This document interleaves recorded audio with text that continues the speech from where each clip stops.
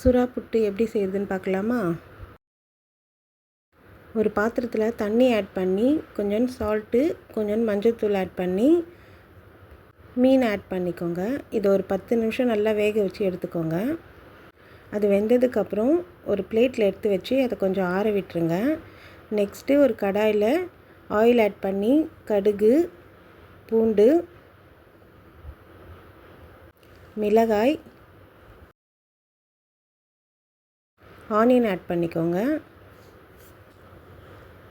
உப்பு சேர்த்து நல்லா வதக்கி விட்டுருங்க.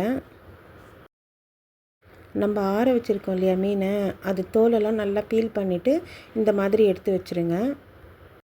நெக்ஸ்ட்டு இஞ்சி பூண்டு பேஸ்ட் ஆட் பண்ணி அதையும் நல்லா வதக்கி விட்டுருங்க. மஞ்சத்தூள், சோம்புத்தூள்,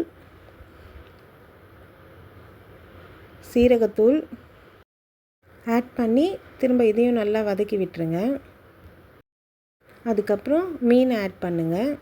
மீனையும் ஆட் பண்ணி நல்லா வதக்கி விட்டுருங்க.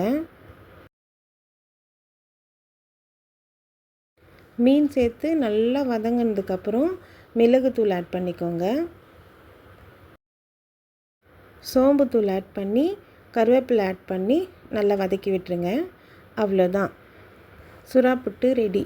ட்ரை பண்ணி பாருங்கள்.